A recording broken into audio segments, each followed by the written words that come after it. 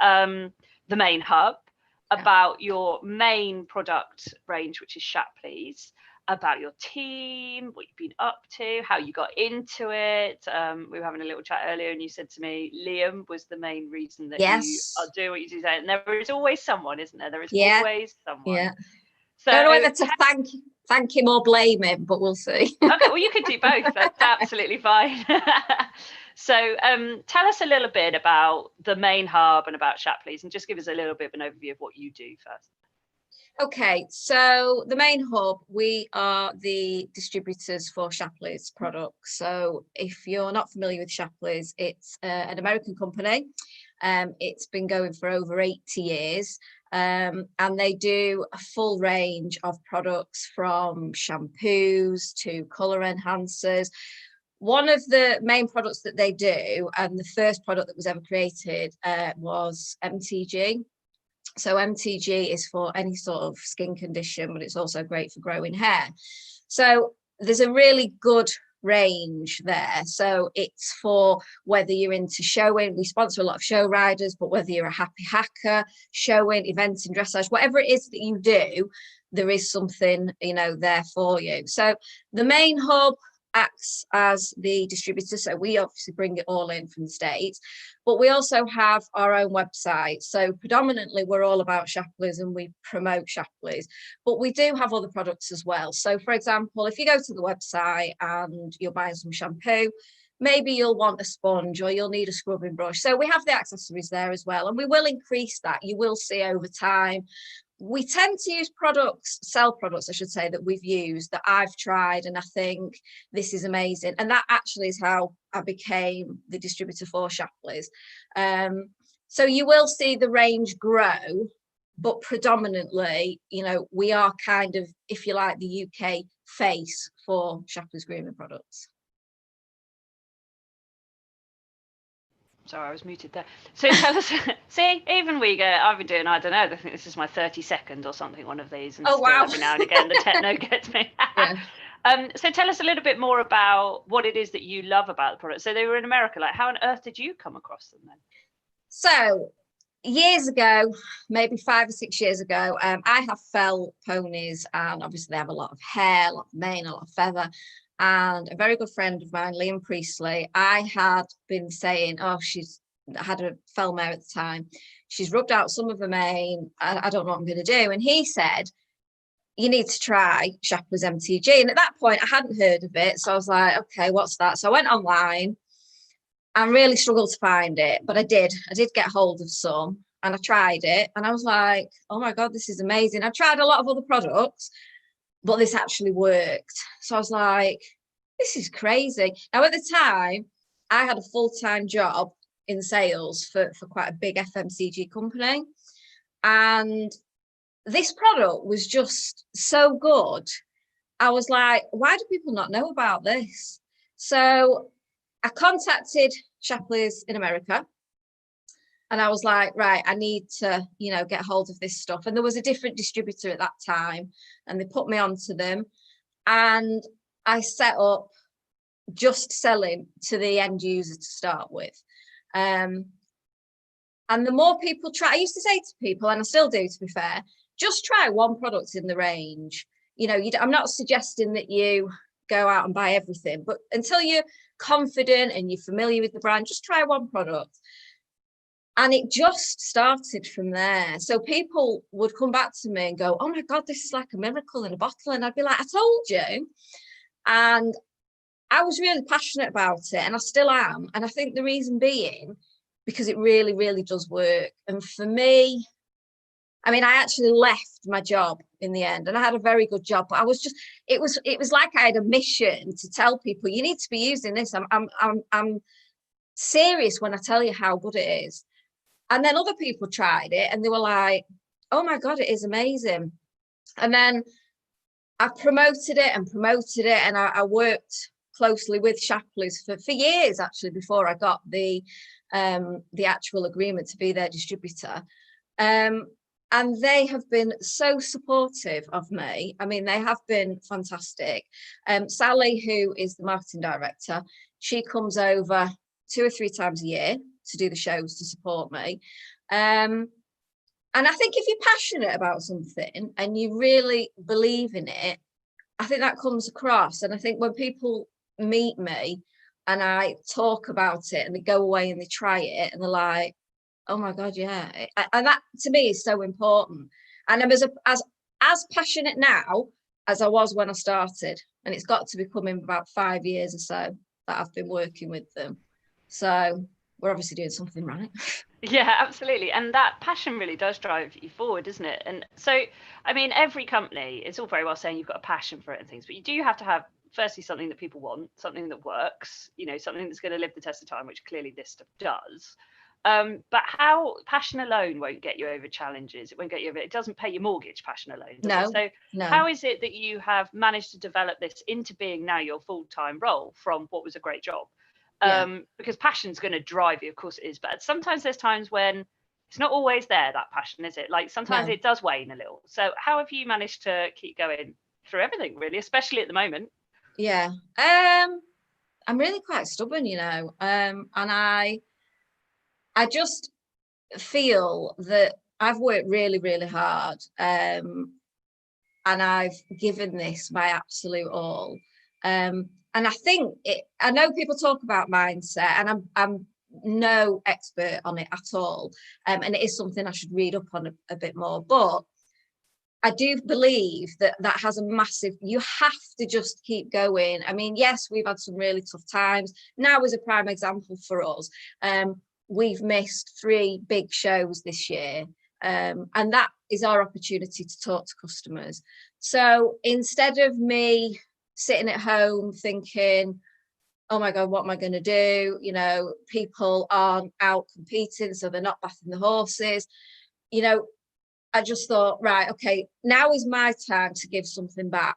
And that's when I decided I was going to do the virtual shows. So the virtual shows we were doing in-hand ridden, which we've done both of. I wanted to do something a bit different. I wanted it to be as near to a real show as possible. And that was really, really important to me. I didn't want people to just put pictures on. I wanted people to get the show gear on, you know, to get the horses ready, to go out there, to do a show, to get somebody to record it, to be part of something. And I had contacted Equilibrium Products, and obviously Shapley's as well, and asked them if they wanted to sponsor them. So the first one was sponsored by Equilibrium, the second one Shapley's. And when you get companies of that size supporting someone like me, who there is me, you know, I am the main hub, it just makes you want to fight that little bit harder for what you've got. And you've got to believe in yourself. I mean, there's so many times I could have gone, I can't do this anymore. And I'd be lying if I said there aren't times where I think, what am I doing? You know, I've had a really good job. I could go back into that company car, blah, blah. But there's no buzz like when it's yours and you've grown it. And you know, when I go to a show and I talk to people and, you know, they go, oh, I love this product and thank you so much to the main hub. And some of the messages, the emails and the pictures that I got back from that show were actually getting me quite emotional, because people were from the heart literally saying to me, thank you so much. And that just made me think, do you know what? I just feel like I've given something back. I mean, also we managed, which I was so pleased, to raise over £300 for the NHS, which I thought was fantastic. So it kind of ticked all the boxes. And at a time where I was feeling a bit, you know, we lost, Royal Windsor was cancelled, unfortunately, and international. And I just thought, oh, you know, I love meeting my customers. I love meeting my existing customers, and I love meeting new customers. But that virtual show just allowed me to focus. I think you have to focus on something, and it's got to be positive, because otherwise, you know, you will find yourself in a position where you think, what am I doing?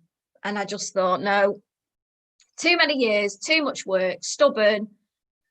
I'm just carrying on with this and I'm going to get through it. And I am very, very determined. And I think you just have to keep going, even though you don't know how. You get up every morning, you do it, you carry on, and things, you know, are turning slowly. Some of our products at the minute are slower than others, but that's the great thing about our range, because there's something for everyone. So you might not be showing, but you might still have an itchy pony, in which case we've got the products for you. So it's all about thinking, right, things have changed. What are my customers needing now? What do they want? There's no point, and I think that this comes from a sales background. You've got to understand what your customer needs, because if you don't understand that, what is the point? Like, there'd be absolutely no point in me talking about a product that was really relevant to people that show when there's no shows. So you have to just take a step back and go, okay, so what might my customers want, and ask them. You know, I'm really lucky in that, you know, on social media, my customers, followers, you know, whatever you would call them, are actually really, really supportive of what I do. And I feel, you know, with the workers show I was talking about before, I've just put it on Facebook. This is what I'm thinking.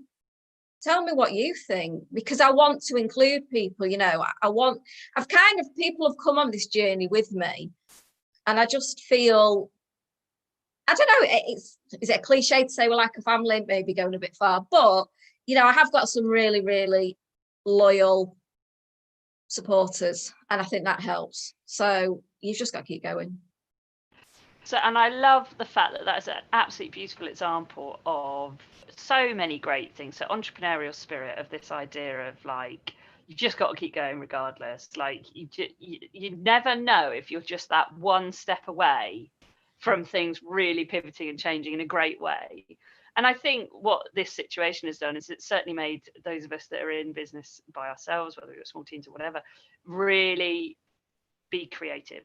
Yeah, absolutely. Massively creative. And also what you were saying is, you know, if you really know your customers, and the great thing about getting to know your customers is you have had the chance to meet them at the shows, and you've had that, so you've gotten to know them. And the wonderful thing about social media is you can get that feedback, can't you? And you can find out what they want, even virtually. But keeping your core values at heart, you know, what is it that I love? What is it that they love? What can I do for them? Allowed you to do something that is totally different to anything you'd have done before, but makes you feel good. Yeah, absolutely. So yeah, no, it's a fabulous. It's been so fascinating hearing how people have changed their businesses or done something different or done something temporarily, because we know this will at some point pass. You know, it's heading there. So what can you keep doing to provide value for your customers? And it's not about pushing product, is it? Not at all. No. And it never is, really, is it? I mean, you're from a sales background. It's not about pushing product, is it? What is it about for you, really? For me, I think I could talk to you now all day long about our products, but if I don't know what horses you've got, what you do, what, you know, do they suffer with anything? What do you want to achieve? I'm just talking at you. And I try, you know, on social media to a certain degree, you have to put a lot of content out there. And to some people, it's not relevant. You know, you can't talk to everybody. But what you said before is so true. At the show, it allows me that one-on-one. So I have a good understanding now of owners of coloureds. You know, what do they need? What do they go through? You know, so I can talk quite knowledgeably about that, because also we sponsor Sue Ellen Shuttleworth, who is the you know, the queen of the coloured. So if there's anything I'm not sure about, I just ring Sue Ellen and ask her. But you have to kind of put your customer first. You have to really think, you know, about what they want, what are their needs. You know, this is a time now where there's a lot of customers who have got their own worries going on, you know, with COVID and with their own jobs and different things. And I think you just have to move. You can't be stuck in your ways. Yeah, I think as an entrepreneur, one of the things I think we're all quite good at is things change. We don't have time to kind of think things through. Like a big organization can't turn something around. We can. And for me, you've got to be able to do that. You've got to think, right, okay, well, you know, this year's marketing was all about showing and doing this, and this, right? That's not happening. So actually, the weather's really bad at the minute. The midges are really bad. Are my customers suffering? You know, are their horses suffering from sweetage? In that case, we need to be talking to them about this. You've got to be willing to change. I think you've got to listen to them as well. And just understand what their needs are, because if you don't understand your customers' needs, what, you know, how can you sell them something that when I sell somebody something, for me, it's a long-term thing. So I will sell you something that I know will be good for your horse, to the point where you'll be like, oh my God, that was amazing. And then you'll come back and you'll say, right, what else have I got? And I've been doing that from the start, and it obviously works, because people come to me at the show and go, oh, last year, you know, you told me to get, and I've been buying this. And the thing is as well, because we are the distributors for Shapleys, we sell Shapleys into all the stores. So I feel a massive responsibility for not just the main hub, but for all my trade customers, to ensure that the consumer knows about our products. So that's why I'll do so much marketing and work so hard to push the product, so that if someone goes into a store, you know, and they're like, oh, which coloured shampoo, they'll understand a little bit why ours is different, you know. So there's quite a lot to it. No day's ever the same, no day's ever boring. And you've got to work so hard. You just can't. I think one of the hardest things about having your own business is the hours that you have to put in. I mean, it really is non-stop. But then, you know, I look back and I think, you know, we're doing well. We've just to hear people, the fact that I'm here and you want to talk to me says, right, well, I must be doing all right if people are even remotely interested in my story. So thank you.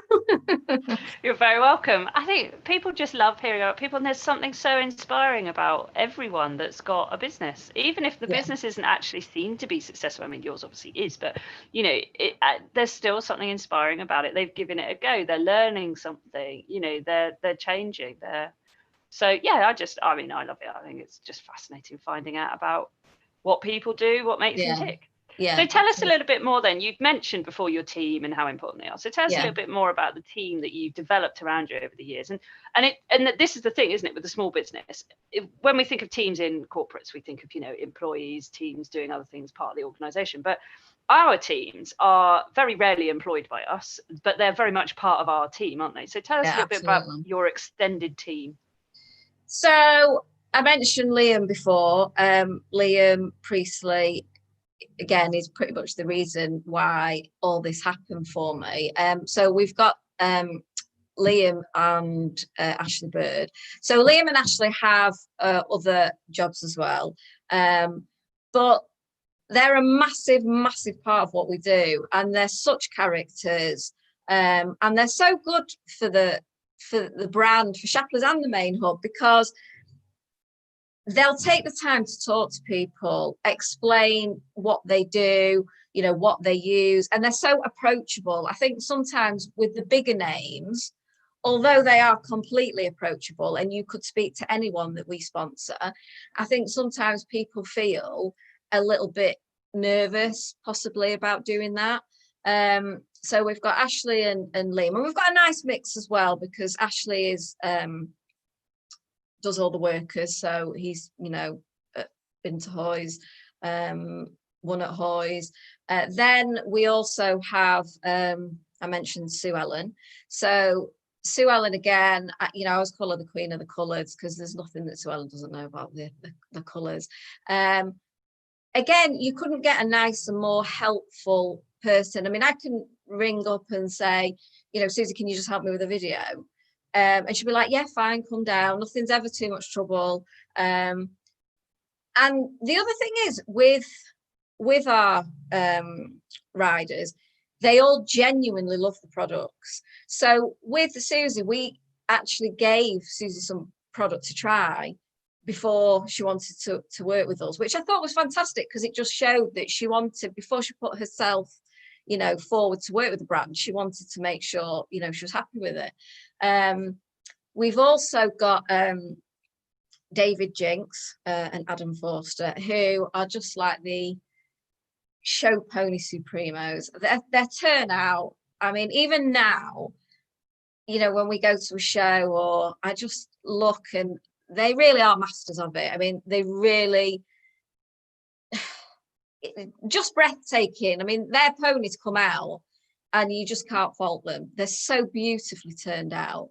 Again, super helpful. They'll answer questions. In fact, last year at the Royal International, there was one morning where they mustn't have been in a class. So David and Adam came, and it was really funny because there was people coming in and going, but then people were coming in and asking questions, and David and Adam were sort of saying, right, this is what we do. And within 10 minutes, we were literally getting pushed out of the stand because there was that many people wanting to ask them, how do you do this? How do you do that?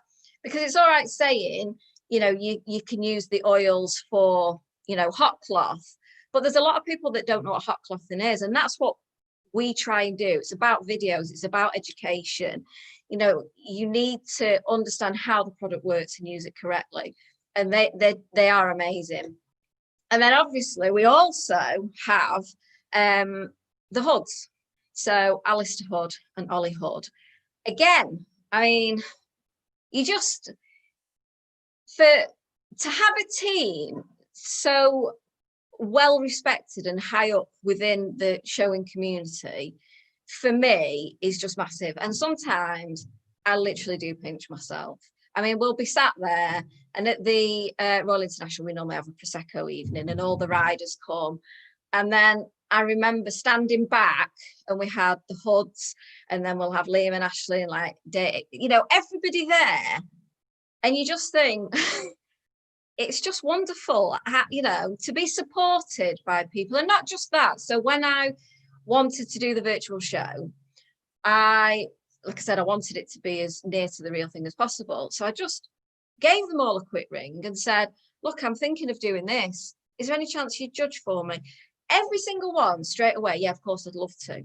So, you know, they had to sit in some cases and watch just in one class 30 odd videos. So when we'd done the in hand, I was like, oh, I wonder if they'll mind doing the ridden. So I thought, well, do you know what, I'll just ask. So I rang them and said, any chance you'll do the ridden? And all of them again were just like, yeah, absolutely. Alistair judged the championship in both shows.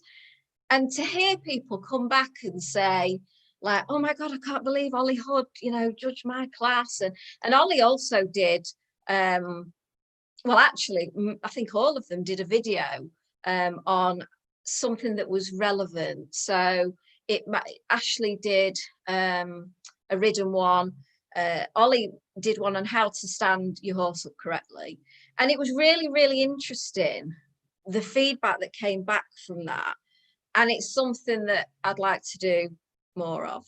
And I think with sponsored riders, if you work as a team, like I feel we do, it's just such a fabulous partnership. I will promote all of our riders. They will promote us.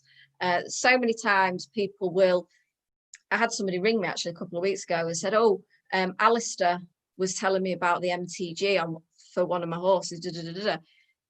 And I just think that's what your teamwork is about. But they have to believe in the product for them to put their names to it. And again, that kind of highlights to me what fabulous products they are. And I think I do get a lot of support like that, the riders and Shapleys. And you almost feel sometimes when going back to, you know, when you get a bit like, oh, this is all too much, you look at the support around you and you think, no, actually, I can keep, you know, doing it. And you've just got to just keep on, you know, doing it. And I know that I think David has been, and Adam have been to a show now. So that's a little bit of normality kind of coming back. But your team, if you've got a good team around you, I think it's really important, really important.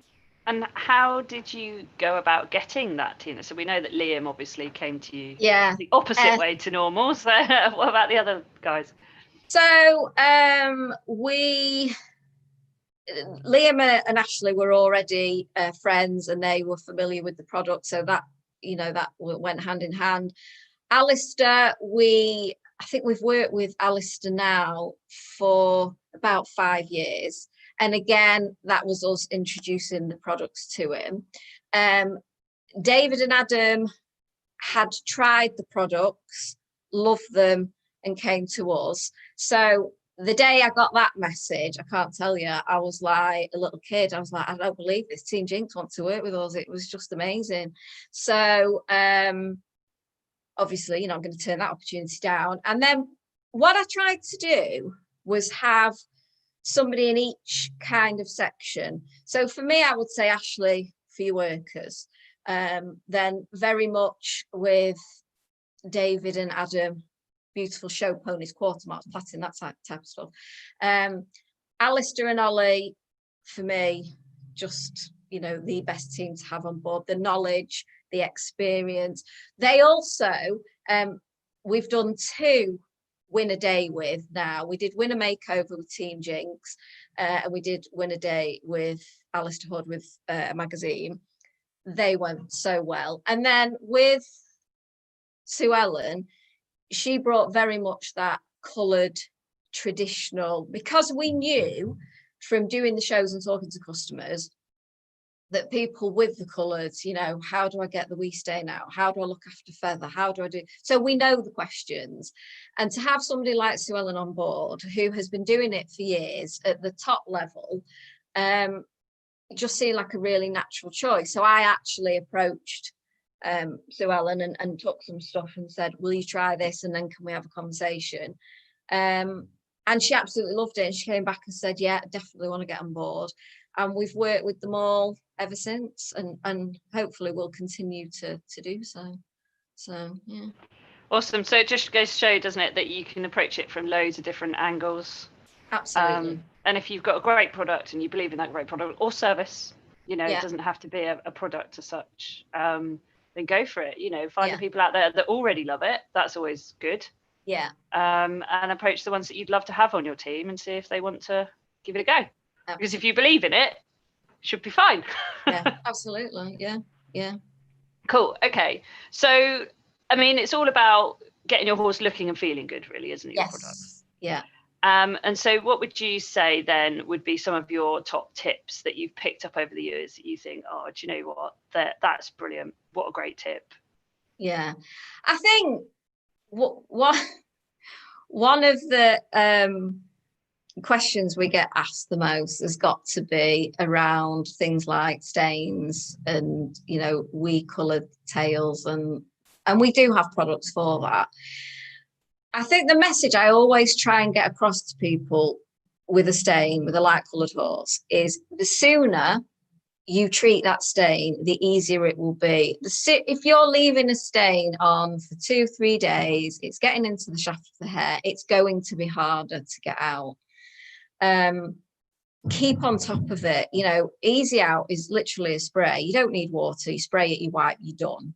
And again, with tails, things like, we don't sell tail bags, but if you can get one, use a tail bag. My biggest pet hate, I have to say, has got to be things like washing up liquid. And I hear it time and time again. And I can't stress enough how bad it really is for your horse's skin. And people say, well, I've done it for 20 years and never had a problem. And I understand that, but I would say in 20 years, the chemicals have probably changed. And also, just because you haven't necessarily seen a reaction, that doesn't mean to say it's not detrimental to the health of your horse's skin, because it is, because it strips the oils. There's no way, of getting around that. It just does. And sadly, we do hear a lot of, I use neck curtain whitener, I use polish, furniture polish, I use this, and they're just not made, not for horses' skin, they're just not made for skin. And if you wanted to use something like that, if you had to, I'd just say if you can wash a baby in it, then you should be all right. But horse's skin is different. You've got to start thinking about pH balance and stuff like that. And also with these products, sometimes what happens is it will strip the stain out, but it just leaves it open and porous. So all that happens is it just attracts more dirt, and then it becomes even worse, even quicker. So my kind of top tip is grooming. I mean, the main hub, we do a range of grooming brushes as well, under a brand called Equishine. I think people need to go back, I think, as well to groom more, because it does make a big difference. It does help with the natural oils in the skin. For light coloured horses, just keep on top of those stains. It's really tough when someone will say, okay, the tail is orange, what can I do? Anything that strips it out that quickly, I would be questioning, what's in it. Just keep on top of it, and only use products for horses. That would be my kind of top tip. You want to keep them in good health, healthy skin, healthy coat. We do a range of oils. We do 2 oils, I think. With one of ours, I always say to people, it is an oil, so I wouldn't put it on in the sun. However, what I would do is I would use it as part of your grooming routine. I think sometimes what people can do is they go into a show and they'll put it on just before a show. The best way, when your horse comes off that wagon, you already want it looking stunning, gleaming, healthy skin, beautiful coat. The best way to do that is the prep at home, and it's all about keeping on top of it. If you went to any of the yards for any of our riders, you would see that when they've ridden, they'll tend to just wipe over with the oil, and they'll do a small amount, but they'll do that a couple of times a week. And that's why when you go to their yards and you look over the stable door, even though they're not going to a show, you'll be like, oh my God. Yeah, exactly. You've just got to keep on top of it, and that would be, don't use anything that's not for horses. If you get immediately, groom and just keep on top of it.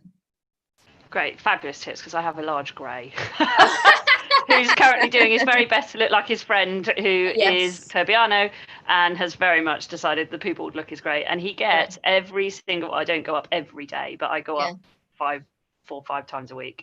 Every time I am there, he gets the poo stains wiped off, because as much as he stands in the wash bin like, God, am I in here again? It's like, yes, you are, because you have yet again covered yourself in poo. Stop doing it. You have to get washed. You have to. One day you might understand this. I don't think you will. But that's why Easyow is such a fabulous product, because you don't need to go in the wash box. You do it in your stable. You literally have a clean cloth, spray it on white. And the other thing is, I mean, I have felt my fell's black.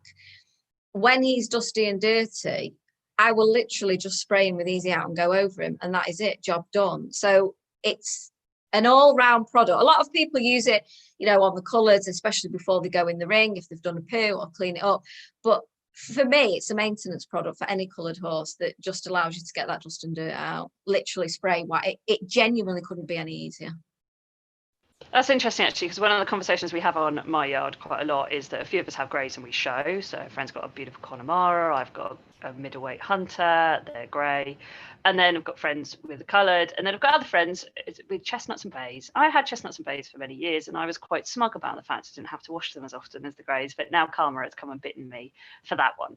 And we keep saying, but surely they must have those same stains. They must be laid in it. They must have it. You just don't see it as much. But it must be in the coat and things, surely. So, so you're saying treat them the same then, basically. Yeah. I mean, if when he's not rugged at night, but when I come to in the morning, he's still full of, all right, you don't see it because you don't see the colour, but it's still there. And I know it's still there.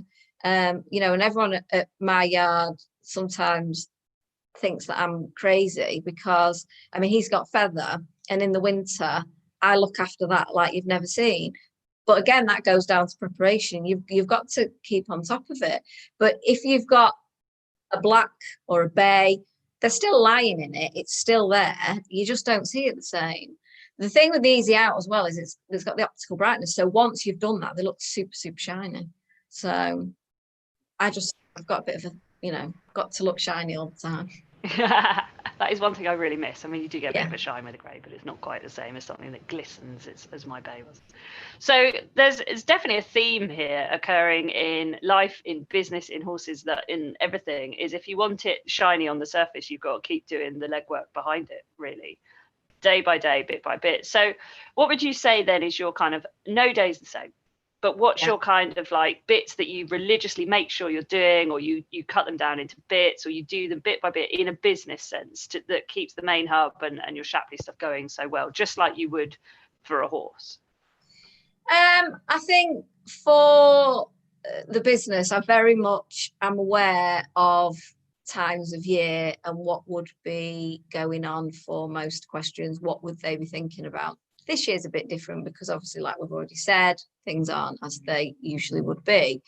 But I think I am conscious of where we are in the calendar and what would be going on. So, for example, normally we would be getting ready to go to the Royal International.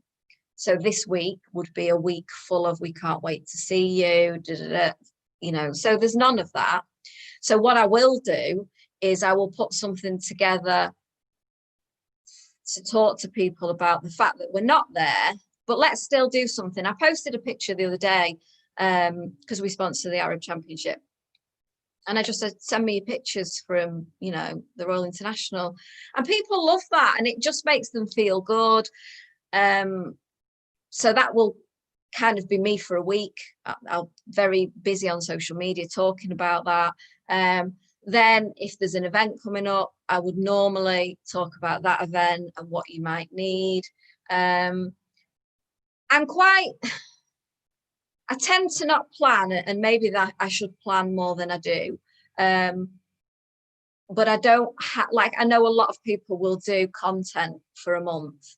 I'd love to be able to do that, but I can't. I'm very much what's happening today, what we're talking about today, or I might see something where a few people are talking about a particular product or an issue that they're having. That will then make me think, right, well, let's talk about this. But when we first go into like spring and you're thinking about the midges, I'll talk about Medicare, which is a medicated shampoo. We do show touch-up sprays, which are really popular with the eventers, if the legs are marked. So if there was something going on, we talk about that. The weather, at the minute, I look out and it's a really dullish, cold day. So I'm thinking, are people going to be bathing? No, not really. I'll talk about Easyow and why you should be using that, because it's got to be relevant. If I start going on today about bath your horse in high shine and people are looking out thinking, oh, I'm not bathing in there, it's not relevant. You've got to keep it relevant. You've got to think about your audience. And I don't plan. And that is, I'm not saying it's a good thing, because it's not. I'm just being honest. I kind of go with the flow, and I'll find that my mind comes up with 50 million ideas, and then I'll go, oh, that's a good one, right, we're doing that now, and then I'll just go with it. So for you at the moment, there must be some planning involved in your business normally. I mean, okay, at the moment it's strange, but you have shows that you attend, you have things that you do, so there is planning. It's just perhaps not social media. Yes. Yeah. Well, at the minute we would be planning, like I say, for the Royal International, and then later through the year we would have different marketing in different magazines and stuff that we would do. But again, if you're normally in a magazine and you're normally talking about, show ring shine, this is what you want, and there's no shows on, it does change. So we would plan.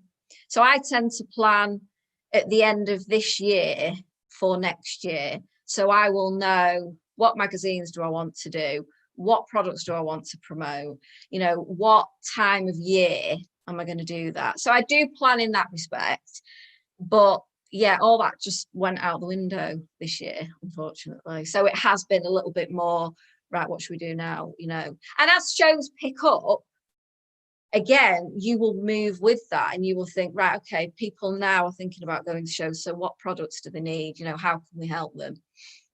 And I think that's the key thing this year, hasn't it? Is we can plan as much as we want, but we've got to be able to be reactive if Yeah, needed. absolutely. And certainly at the moment, everything's changing so fast, isn't it? One minute we can't do something, the next minute you can. Possibly at some point we might not be able to again. We just don't know, do we? So it's having that ability to react, like you say, and yet in a normal sort of a normal year, the planning is actually really important. So what are the main skills that you say you really bring to your business that you would say are the key things that have kept you going over the years? I think you've got to be really dedicated to what you're doing. You're going to do a lot of work. You're going to work a lot of hours. You're going to have to put yourself, through the pain. I think stubbornness as well for me. I really, and I've said it a few times, but I am quite stubborn, and I just refuse to give up. You've just got to keep going. You've got to have that tenacity to keep thinking. You don't know what's around the corner. Like you said before, you could just be a step away from something huge. So if you're running your own business as an entrepreneur, you've got to be able to quick to move. Things change, you've got to go with it. I think you've got to believe in yourself. I think that's really quite important, because you will get tested, and there will be times where you think, can I do this? Obviously you've got hard work. You've got to work really hard. You probably work harder than you would, for somebody else, because it is all down to you, and you're kind of doing so many different things. Whereas a big organization, for my business, there might be 5 people doing what I do. So you've got to be good at that. And I think you've got to, be able to prioritize yourself as well, because there's so much that needs doing. You've got your social media, but then, for me, there's a different side as well, in that I have a trade side to my business. I've got the trade side and the consumer side. So I need to make sure that everybody's happy and that the product is out there, because it's all about the supply and demand, isn't it? So I need to make sure that there's products in the country and it's in the stores, because if I keep talking to somebody about MTG and there isn't any, what's the point in that? So, you have got to have that element of making sure your supply chain works. And you've just got to keep on it. You've just got to keep self-motivated, which can be hard. But I think as entrepreneurs, I think they've just got that spark. That's something that, they just want to go out there and do it. And sometimes, you've just got to try something, and it might not work, but if you don't try it, it's with the virtual show, when I first decided to do it, I was like, oh, what if this falls flat on its face? What if no one wants to do it? What if, because it was get your horse ready, go and do a video, we were asking quite a lot of people, and people could have gone, do you know what, I'd rather just send in a picture. So you've got to put yourself out there, and you've got to take it on the chin. And if something doesn't work, for me, I want to know why. Why didn't that work? How can I do it differently? How can I do it better? How can I improve? What can I give back? What do my customers want? And you have to look after your customers. You absolutely have to, because they are your business. And I would like to think that if you asked, 5 customers of mine, random, whoever, what do you think of the main hub? I'd like to think that they got the products on time. If they asked me a question, they were answered, quickly. If they asked for advice, I gave it. You've just got to be like the master of everything, which is hard. I'm not saying it's not. And you're not going to be, there's certain aspects in my business that I'm not so strong in. And hopefully one day I'll be able to employ somebody to do that. But you've just got determination, I think. Probably the one word I'd say is determination. Just got to keep going. Awesome. And so we know about your ambassador team, sponsored rider team around you. Who is it that you draw upon or call upon, or are you part of any groups, or is there any way that you are able to draw on a team that maybe other entrepreneurs or anything like that where you get help, support, or advice or anything like that from, that's not necessarily your guys in that respect? Do you utilize that kind of thing, or not really? Yeah, I guess Liam probably gets it quite a lot. I do contact him quite a lot if I'm having a bit of a bad day. My parents, are, without the support of them, none of this would have happened. I mean, I started in their garage 3 years ago with their absolute support. And at times where I felt I can't do this is too much for one person, it was my dad and my mum who were like, you've so got this, like you can so do it.